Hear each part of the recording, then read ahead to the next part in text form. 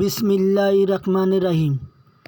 কাছে কিংবা দূরে, দেশে কিংবা প্রবাসে আমার প্রিয় শুভাকাঙ্ক্ষীরা, আমার অন্তঃস্থল থেকে জানাচ্ছি অভিনন্দন ও সালাম। আসসালামু আলাইকুম। আজ আমি একটি গুরুত্বপূর্ণ ওষুধ নিয়ে কথা বলবো। ওষুধটির নাম হচ্ছে স্পাইনোসা টপিক্যাল সাসপেনশন। এর জেনেটিক নেম হচ্ছে স্পিনোস্যাট 0.9%। অপশনিন ফার্মাসিউটিক্যালের একটি গুরুত্বপূর্ণ ওষুধ। ওষুধটি মূলত স্ক্যাবিস, ফুসকুড়ি, চুলকানি, মাথার উকুন সংক্রমণে অত্যন্ত একটি কার্যকরী একটি ওষুধ। বিশেষ করে নির্দেশনাটা আবার বলছি। স্ক্যাবিস সংক্রমণে স্পাইনোসা টপিক্যাল সাসপেনশন একটি স্ক্যাবিসাইড, যা 4 বছর ও তার বেশি বয়সী প্রাপ্তবয়স্ক ও শিশু রোগীর স্ক্যাবিস সংক্রমণ চিকিৎসায় নির্দেশিত।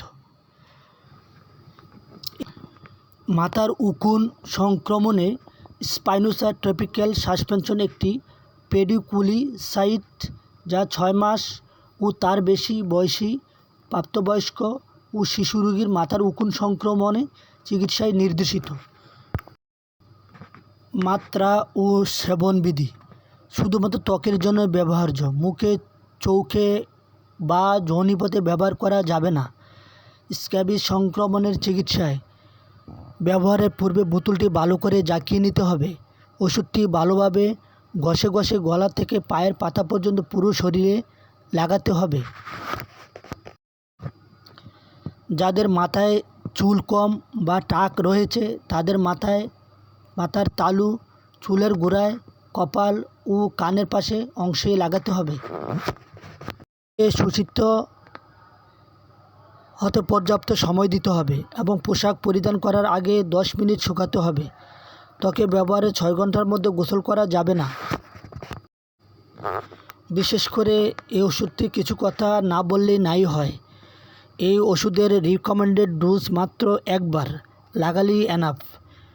যদি কোনো কারণে 6 ঘন্টা পর যদি আবার এই সমস্যা আছে বলে মনে হয়, তাহলে 7 দিন পর আবার একবার লাগাতে পারবেন। তার সমস্ত জামাকাপড় ও বিছানা নতুন করে ধুয়ে পরিষ্কার পরিচ্ছন্ন করে রাখতে হবে। মাথার উকুন ও সংক্রমণের চিকিৎসায় ব্যবহারের পূর্বে বোতল ভালো করে জাকিয়ে নিতে হবে।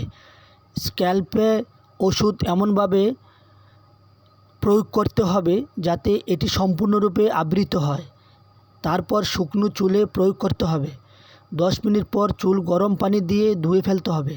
প্রথম চিকিৎসায় 7 দিন পর যদি জীবিত উকুন দেখা যায় বা সমস্যা আছে বলে মনে হয়, তবে চিকিৎসায় পুনরাবৃত্তি করতে হবে এবং চিকিৎসকের পরামর্শ অনুযায়ী ব্যবহার করতে হবে। শিশু ও বয়ঃসন্ধিকালীন ব্যবহার ক্ষেত্রে স্ক্যাবিস সংক্রমণ 4 বছরের কম বয়সী শিশু রোগীর মধ্যে স্ক্যাবিস সংক্রমণ চিকিৎসায় স্পিনোস্যাট টপিক্যাল সাসপেনশনের নিরাপত্তা ও কার্যকারিতা প্রতিষ্ঠিত হয়নি।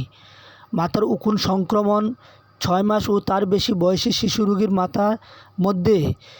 মাথার উকুন সংক্রমণ চিকিৎসায় স্পিনোস্যাট টপিক্যাল সাসপেনশনের নিরাপত্তা ও কার্যকারিতা প্রতিষ্ঠিত হয়েছে। পার্শ্ব প্রতিক্রিয়া: সবচেয়ে সাধারণ পার্শ্ব প্রতিক্রিয়া স্ক্যাবিস চিকিৎসার ক্ষেত্রে 11% অ্যাপ্লিকেশন সাইটে জ্বালাপোড়া এবং ত্বক শুষ্ক হয়ে যাওয়া। মাথার উকুন চিকিৎসার ক্ষেত্রে 11% অ্যাপ্লিকেশন সাইটে লালচে ভাব এবং চোখে লালচে ভাব হতে পারে। গর্ভাবস্থা ও স্তন্যদানকালে প্রেগন্যান্সি ক্যাটাগরি বি।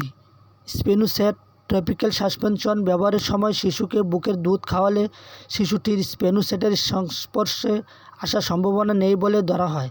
তবুও বুকের দুধ খাওয়ান এমন মহিলাদের স্তন্যদানের পূর্বে সাবান ও পানি দিয়ে স্তন থেকে ওষুধটি ভালোভাবে পরিষ্কার করে নিতে হবে।